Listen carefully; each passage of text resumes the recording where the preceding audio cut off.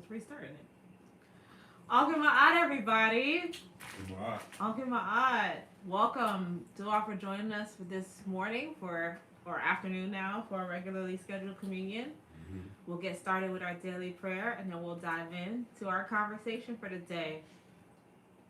We're also gonna do roll call. It's been a couple. It's been a while, so we gotta do the roll call. Some of y'all early. Y'all remember? I didn't remember. We gotta do the roll call. Do that there. We come back around on that, but first we gonna do our prayer, and we start our prayer with Avatu Panatir. Sauek tuam intempanatir. Au dua ma keti paharu. Give yourself to Netta daily. Keep yourself for Netta daily, and do it tomorrow as you do it today. We give homage to the Creator, who is like our Father and who is like our Mother, who is everything that we can perceive and everything that we cannot perceive, who is everything and yet is no one thing, who comes to us in the form of the Netaru Ra, who is the light of the heavens, light of the inner planes, as well as the light of our lives, who shines the light for us on the path of Ma'ati, which is the path of truth, justice, righteousness, and harmonious balance, who comes to us in the form of the light of vitality, giving us the strength and the endurance to live and act upon that which we know to be true. Homage to you, the one who shines in and through us as a beacon of light for those who are blind to the facts of their place, their position, and their responsibility in the divine scheme of things. May we be Ma'akeru, true of thought, word, and deed, to our highest reality, and in the moments of crises in the dark nights of the soul when it appears that everyone and everything else has let us down, so it is, and so shall it be. Everyone say, Amen Ma'at. Amen. Ma'akaru. All right.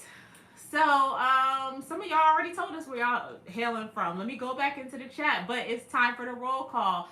So I've seen Newark, New Jersey in the chat. I've seen Philly in the chat.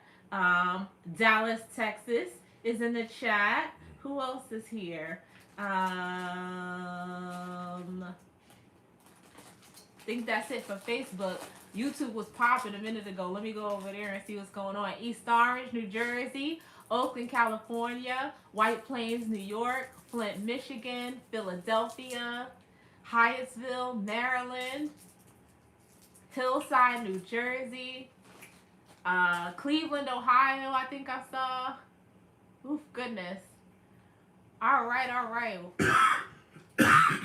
St. Louis, Missouri, New Hyde Park, Plainfield, New Jersey, Humboldt, Texas, Edmond, Oklahoma, Union, New Jersey, Delaware. Did I miss any on Facebook? Lincoln, Nebraska, Lorain, Ohio, Phoenix, Arizona, Newcastle, Delaware, New Haven, Connecticut, Orlando, Florida, Patterson, New Jersey. That's what's up. Duan Netter. It's so good to see y'all. Duan Netter, it's so good to see y'all like this again.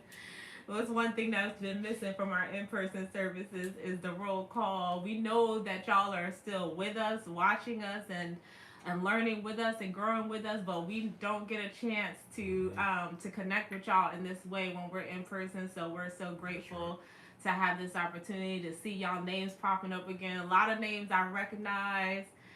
So do on that till we get to see y'all again and commune with you all again right here at the start of 2022. Late addition to the roll call, Ellicott City, Maryland. Dua Netter, good to see you. Yes. All right, so I want to start off our communion by sharing a little announcement. Well, big announcement. It's a big deal. We closed out 2021 with our third initiation and naming ceremony of the year last year. So early, back in January 21, we initiated the Ankbau Ra clan. In May 2021, we initiated the Jaba clan. And in December 2021, we initiated the Parata clan. So Dua Netter and congratulations to the members of the Parata clan. I want to acknowledge them publicly. They are the 11th clan to be initiated into the Temple of Anu, which is incredible. We're continuing to grow as a community, as a spiritual family. The Parata clan started their journey with us right in the thick of the pandemic. We started their first Ion Chemic class a few months after the shutdown.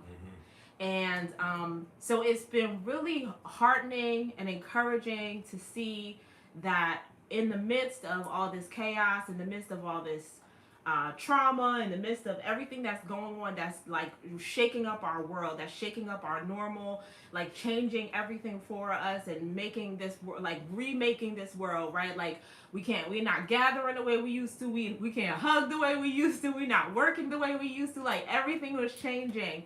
And the Parata clan was a part of a group of people who said, we want to prioritize spirituality and we want to prioritize knowing more about our culture and how it is that we can access our culture and access the spiritual tools in a way that's going to help us to get through this, right? Like this is something that is difficult for all of us, and we're going to turn to the Netzeru and to turn to our ancestors to help us to get through this. And so they have journeyed with us for the last year and a half. The Parata clan is one of the largest clans we've had in a while, of people who are joining the temple. So, and we're just really grateful about how many of them stuck with us, about how many of them committed to being a part of this community. And we know that we're going to be made better by their presence, and we're looking forward to being positive influences, examples, motivations, etc. for them in turn. Just the exchange of energy and the reciprocity that comes from being a part of a community is something that's so special and important to us, and we're so looking forward to the many ways that our community is going to be enhanced by the additions. So congratulations again, Parata clan. So now to the big conversation, which is like, some of y'all are probably like, why y'all in the house? Like, why y'all not still at Refound today? Like, what's going on? Some of y'all who don't know what's going on in the temple, those of you who have listened to the reading of the year, you all probably have a little bit of a clue what's going on. But some of you are probably just surprised to see us here like this. After so long, we transitioned back to having in-person services, and we thought we were good. We thought we were going to continue to do that. Right at the end of the year, however, we had our naming ceremony, and as a result of that, several of us, many of us, including myself, including the started to exhibit symptoms of COVID-19, like that we have been exposed to COVID. It's our belief that we were exposed at the ceremony. It's one of those things. You do everything that you can to protect yourself and to protect the people that you love. We have been taking measures to protect each other because we care about each other. None of us want to cause harm or sickness on one another. And some of you who have been following us since the beginning of the pandemic, you'll remember the crook and the flail that Nasut and I did a few episodes of way back when the pandemic first started. And Nasut, one of the things that I always remember about that is how seriously he took the health segment from the crook and the flail. And every single episode, he was giving us breakdowns of supplements and products that we could take to build our immune system, to keep ourselves strong, to stay healthy during these challenges. Because even though this thing is happening around us, that doesn't mean we have to succumb to fear, right? Like we knew, and we still know, we can't succumb to fear. We can't be afraid to interact with it, engage with the world around us. So we're not fearful, we're just smart. Right? And so we all been taking our supplements. We're all doing the best we can to protect ourselves. And even with doing all of that, we still got exposed to COVID. It is what it is. It's a part of... It's inevitable. It's a part of the risk that we take of participating in this human experience. That's mostly what I've been reflecting on since I've been quarantining. There's that saying that many conscious people say, which is... we're spiritual beings having a human experience. And we often emphasize the spiritual part of it. We often emphasize the necessity to connect back to spirit, to get to know our ancestors, to cultivate ourselves as divine beings, to raise ourselves above the station of our humanity, right? Like to raise ourselves above our lower selves, to raise ourselves above our physical limitations, and to connect back to our true essence, connect back to our true selves, our spiritual selves, our spirits, our divinity, and to elevate ourselves. Um, but as I've been reflecting on this experience, I've come to recognize that this is happening because we still having a human experience. We divine beings, but we still having a human experience. And that human experience is intentional, right? Like every single one of us chose to incarnate for some reason or another, whether it be that we had a purpose that we needed to accomplish, that we couldn't accomplish without being in the flesh, whether it be that we had a lesson that we need to learn while we're here on the earth, whether we have something we have to teach to others. It could very well just be that we're here to enjoy humanity, that our spirits and our divinity looked down upon the earth and saw the opportunity to frolic in the snow, the opportunity to eat chocolate, the opportunity to hug loved ones. And our spirits was like, I want to hug my loved ones. I want to feel what that's like. I want to know what it feels to have the breeze on my skin. I want to experience the human. I want the human experience. And so we chose to incarnate for that purpose. A lot of times in spirituality, we talk about the human experience and we talk about humanity as though it's problematic.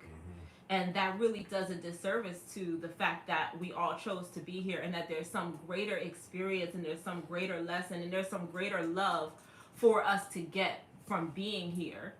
So we look at this exposure and we see it as just part of the human experience. It's something that was inevitable. It's teaching us something. It's giving us something. We're grateful for it, even though, you know, none of us want to be sick. None of us want our loved ones to be sick. Nobody, you know, that's not something we wish upon ourselves. But we're grateful for the opportunity to overcome it. We're grateful for the opportunity to take the things that Nasset taught us about the supplements, about our health, and to take the conversations that we've been having and put them into application, right? Like to actually use them. We're grateful for that. We're grateful that we're coming together as a community to support each other through this time. We're grateful that we have found many, many different ways to connect with one another during this time. We're grateful for that we have each other. And grateful that we could contradict the narrative. Yes. The fear narrative. Here we were exposed to it, and we ain't had to go to the hospital. Was never in threat of a respirator, not taking up hospital beds or any of that, because the Kemetti lifestyle is preventative. See, their narrative is you're supposed to get vaccinated to lessen the severity of the disease or lessen death. But here we understand that a lifestyle lessens the severity of the disease as well as death. COVID is not different. It's not a monster disease. So we already knew that we had the tools within our repertoire to handle it, and that's what we did. As soon as we felt off, we did the first thing, which is to mind the mind, and then to stick with our tools, our protocols of cleansing. And to be honest, I had colds that were worse. Just to put that in perspective. So sometimes you need to go through some stuff just to know you can get through it. Because the worst thing about being a spiritual person is really not knowing your true power. The only way you can know your true power is that you got to go through something. So the ancestors decided we're going to have to go through some things like that. That's what it is. We're the oldest people on the planet, so we're going to always have to get ours through the mud. It is what it is. So, like, when I had the health scare several years ago, that was the hardest thing in my life. So now, I had this COVID thing, so I'm invincible as far as I'm concerned. Like, I'm a Superman. Like, yeah, it is what it is. That's what I say. Yeah, the health crisis you had was actually worse than COVID been. Like, COVID ain't been nothing compared to that, do I not say? Yeah.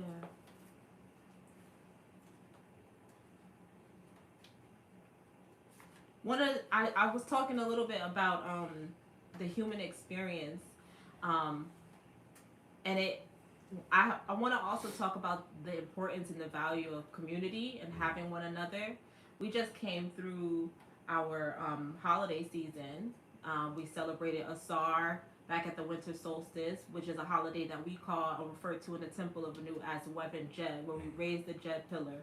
It's an opportunity for us to remain steadfast to our values and to the things that matter to us at the darkest night of the year, the longest night of the year.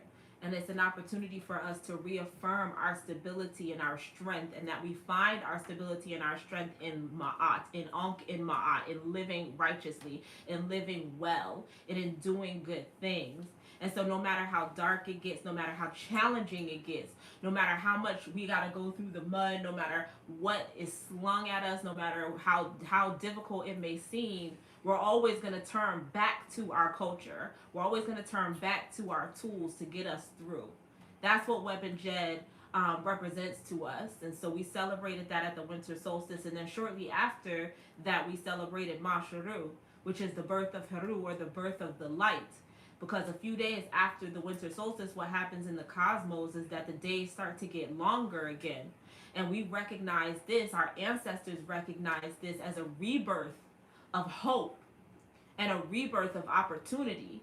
Because yeah, the night was long and the night was dark, but nothing stays that way forever. There's a symbol in tarot that's called the Wheel of Fortune, and the Wheel of Fortune symbol in tarot teaches us that fortune is cyclical. So you go through it today, and then tomorrow you win, and then the next day you go through it again, and then the day after that, it's cyclical, right? So just because you up don't mean you always gonna stay up, and just because you down, you never gonna just stay down forever, because the nature of life is cyclical. The nature of this existence is cyclical. So at some point or another, the cycle, the wheel will turn, and the light will be reborn, and the hope will be on the horizon, and the opportunity for your success will be at hand. And so we got to be ready for it. We got to be at the right place and the right time with the right attitude in order for our success and our victory to be guaranteed. And so we celebrated that long night. We honored that long night, and then we prepared ourselves for our victory. We are preparing ourselves for our victory during this season every single day while the days get longer and the sun regrows in its strength, metaphorically, metaphysically, and the light becomes longer and longer, and the nights become shorter and shorter. We are preparing ourselves during this season for our inevitable victory. We are preparing ourselves during this time to win, right? And so I always think about the value of not just these holidays, but the opportunity for us to engage in them together, and what it means for us to be a part of spiritual community when we celebrate holidays, right? What it means for us to be able to have each other's back, and what it means to know that you're not going through anything alone. The truth of the matter is that, like many of our rituals, altar work, meditation, prayer, these are things like any one of us could do on our own. Yeah. You can do these things by yourself, but that's going back to like the third dimension reality. Why would you come here with all these people? Like, I never understood the idea of spiritual people who be like, I want to just become a hermit, and I'm gonna get a house in the woods by myself, and I'm gonna isolate myself from everybody. I'm not gonna have a cell phone. I'm not gonna have no television. I'm not gonna have no internet. I'm gonna isolate my, like, so you came to the planet at the time where there's 8 billion people on the planet, so you can isolate yourself? Like, I don't know that makes sense. Like, how does that achieve the purposes of your incarnation? How does that help you? And in particular, as an African person, right? Culturally and spiritually, how does that further who you are and who you're meant to be isolating yourself?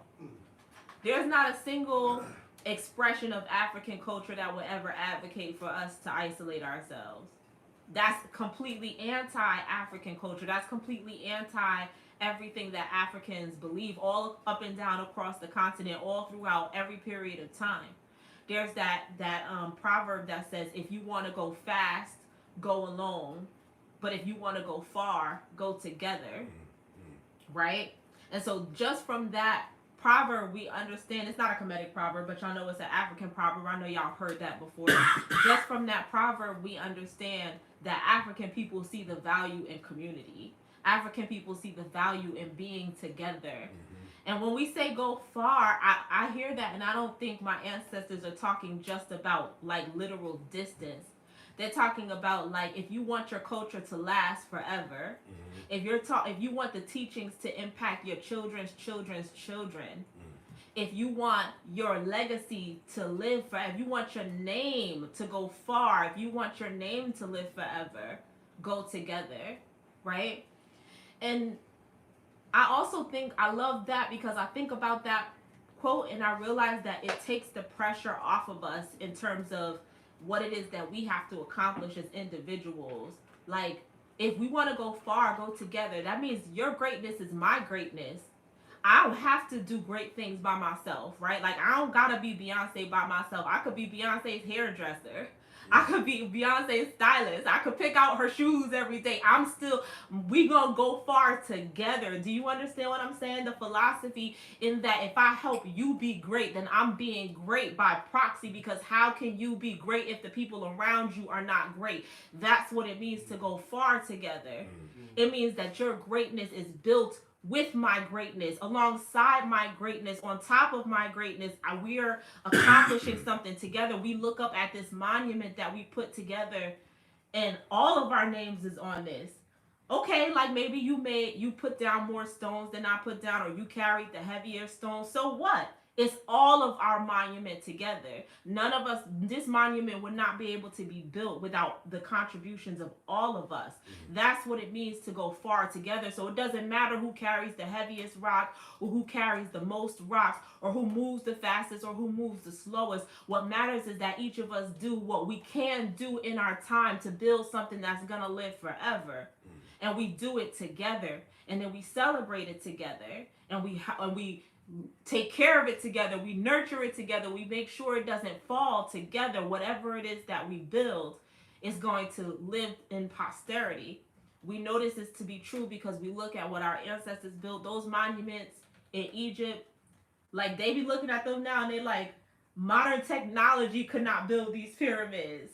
Modern technology could not build this Sphinx.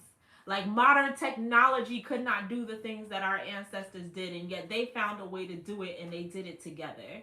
And that's why they built a legacy that still lives on into the here and now. Right? So if you want to go far, go together. Not if you want to make your name ring out, for your name gonna ring out forever anyway. Because your name is going to ring out as part of something amazing, something incredible, something that could never have been as good as it was without you. Something that never could be what it was meant to be without you. You are the only one who can make your contribution. You are the only one who could place your stamp on something. So you got to play your part. You got to play your position. That's the purpose of African community, is for all of us to come together and each one of us take our place. And then together the culture thrives, the culture endures, the legacy lives on. Our ancestors spoke to this also. I love this quote. It's from our ancestor Ankh Shashanki. I've read it before, but I want to read it again. He said, there is no tooth that decays that stays in its place. There is no friend who walks alone. There is no wise one who comes to grief. There is no fool who finds profit. This is the part I love right here. There is no one who deserts his traveling companion, whom nectar does not hold accountable for it. There is no one who deceives who is not deceived, and no one who does wrong that goes on and truly prospers. So this is talking about how we live in Ma'at, right? There is no tooth that decays that stays in its place. If you go bad, if something goes bad, it falls out of line. It's out of alignment. It can't stay in its place naturally. There is no friend who walks alone. If you're a good friend to another person, then if I'm there for you when it's your turn to go through something, when it's my turn to go through something, then naturally you're going to be there for me. That's the law of Ma'at. That's the law of reciprocity. And we tend to do that whether we mean to or not, or whether we're being conscious of it or not. Like, we remember the people who were there for us. We're like, oh my God, I gotta check on them people. Hold on a second, they going through something. Let me be there. Let me send them money. Let me do something because they were there for me too. It's just something in us naturally that makes us want to be there for people who have shown us friendship and who have been there for us. Mm-hmm. There is no wise one who comes to grief. Think about how we talk about grief in the temple of Anu. Nassim has defined grief in the past as the inability to accept the things that have already happened, right? So there is no wise one who comes to grief. Ultimately, if you can accept the things that happen, then there is no grief. You may not like the things that happen. It might be difficult to accept, but there's no grief, like in so much as like you're like, why did this happen? I wish this didn't have to happen to me. Like everything happens. It is what it is. It happened. Like, are you gonna stay stuck in the fact that it happened, or trying to decipher why it happened, or figuring out what, or are you gonna just figure out how to live through it and get through it and push through it and use your tools? Just sort of like what we were just talking about with this situation with COVID. We could be stuck on like, oh my God, I can't believe this happened to us. Let's figure out how this happened. Who came to the event with COVID and who did this and who did, right? Like we could be going crazy. Kurt is laughing because I teased him, but but seriously, we could dwell on that. We could make a big deal about that. We could be holding on to. We could be angry at each other. We could be blaming each other. We'd be like, it's your fault why this happened to me. I don't want to be around people no more. We never doing nothing in person ever again. Like we could choose to take it that far, or we could just be like, you know what? We took a risk. We knew being in person was a risk, and we took a risk and we accepted the risk, and it was good until it wasn't good. And now it is what it is. We're going to take a break from it for a little while. And then in a few weeks when we're ready, we're going to take a risk again, quite frankly, because at the end of the day, that's what it means to care about people. Listen, we're not going to stop meeting all together forever and ever. We're choosing to take a break because it's what's smart and what's safe right now. But we're not staying in grief. We're not holding on to this, what happened. No risk, no reward. No risk, no reward. Do I not say? There is no fool who finds profit. There is no one who deserts his traveling companion whom Netta does not hold accountable for it. I love that line in itself, because ultimately what it's saying is like, again, here we are, we're African people, we're people of village, we're people of community. We come together for a reason. There's that saying where they say people come into your life for a reason, a season, or a lifetime, right? There's some reason why you attract a person to you, why you attract an experience to you. There's some reason why you're meant to travel with these people in this experience or in this journey or in this walk.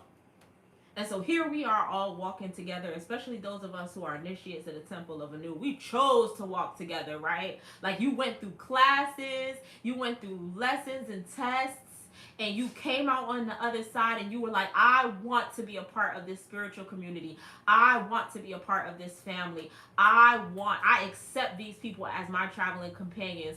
I want to be one of their traveling companions, right? And so the minute that things get hard, we're not supposed to abandon each other.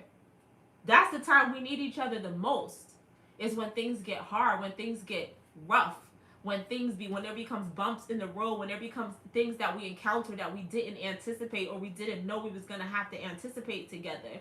The whole point of having the traveling companions is not because we want to go fast, it's because we want to go far.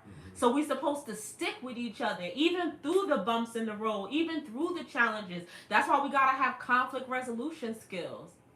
That's why we have to learn how to talk to each other and learn how to listen to each other, right? That's why we have to learn the art of an apology.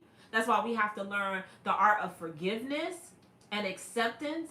That's why we have to understand when people are different from us. We have to know their symbolism, right? Like you got to know, we talk about astrology in the temple. You got to know people's sign. You got to know the Netru that govern their head. You got to know what they're working on right now, because then that way we could be like, you know what? The Netta that governs your head, that's something you still working on right now. So I can see why, you hurt me, you stepped on my foot, but you didn't mean to, and I know you working on that, so I'm going to give you some grace.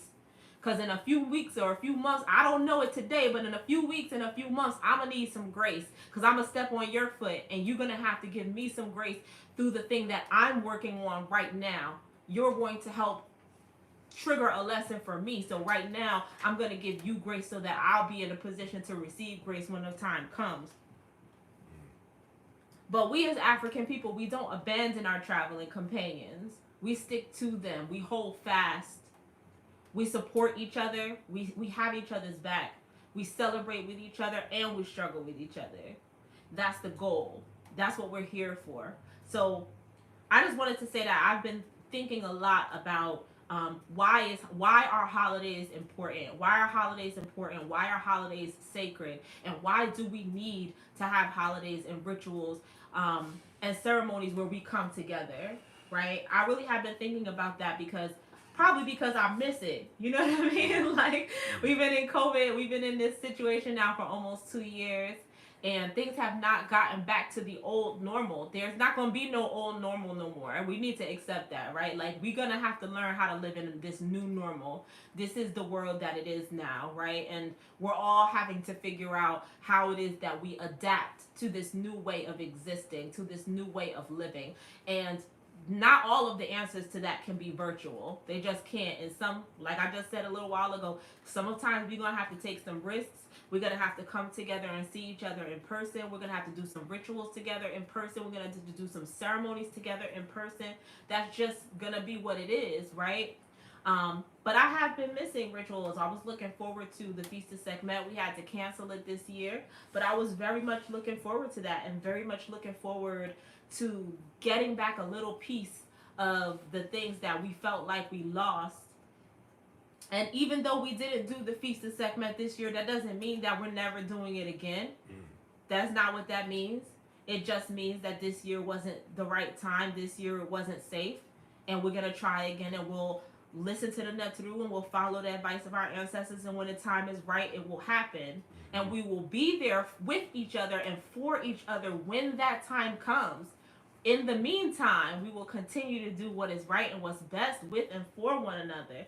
We're not gathering right now, but that doesn't mean that it's over. The temple's not dismantling. We're not giving up. We're not giving in. We still here. We still pushing, and we're still supporting and building with and for one another. And so there is no abandoning your travel companions, even when things are hard, even when things feel rough, and even when things cannot be as ideal as we would like them to be. We still have so much more to learn from each other. We still have so much more to give to one another, and we still have so much more work to do together.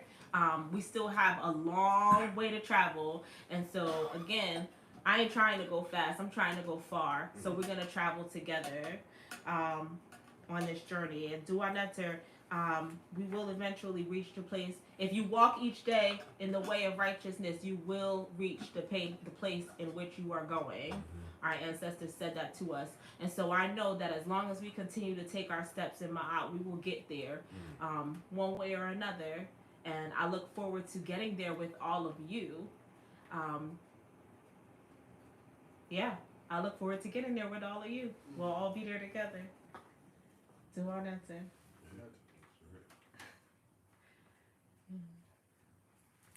Do you have anything you want to share?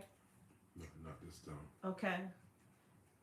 All right. Well, listen, you guys. I know this feels like a short conversation, but those are just some of the thoughts that I've been thinking on and reflecting on. And we'll be back here in 2 weeks for our next regularly scheduled communion. We will still be in this forum on the couch, and so we're looking forward to continuing to gather with you all for the time being. Lastly, I do want to encourage those of you who haven't yet downloaded your copy of the Reading of the Year for 2022. Please go to our website, templeofnu.org, and get yourself the digital download. It's an audio that talks about the netter for this year, the nettert for this year, really, and what is some of the things you need to do in order to be prepared for success this year. All right, this year actually, even though we're still sort of, I guess, in this pandemic, this reading actually felt like one of the most hopeful readings that I did in a long time. It felt so hopeful. It felt so I was so excited to see just the opportunities that are there for us this year in 2022. And I hope as you all hear the words that Jehudi asked me to share with you about 2022 and what you all need to work on and things like that, that you all feel that same hopefulness as well, and that it is encouraging and motivating and inspiring as we start this calendar year and as we dive in to the challenges that this year have in front of us. Um, yeah, it's a really good reading. We're going to, as always, Nasit and I, as we think about the messages we want to share over the course of the year, the communions and the lessons and things like that, we're thinking about the reading of the year all the time and how it is that we can keep everybody on task for what they have to do and what they should be cultivating and working on. So the themes of the reading will constantly come up in the messages that we talk about. But it's a really, really exciting reading. It's a really hopeful reading. And so, again, visit our website, templeofanew.org, to download the audio of the reading of the year. Lastly, we appreciate the energy that you all send to us in the form of your donations and gifts. That reciprocity can be sent via Cash App, $Temple of Anu, or by PayPal to templeofnew@gmail.com. Thank you, thank you, thank you, Duaneta, for your support and for walking with us in this journey, helping us to further and continue the work that we do to take it even further, take it even longer. Dua for being a part of the way that the Temple of Anu endures. Okay, and that's it, everybody. Shami and Mateb. All right. Shami and Mateb.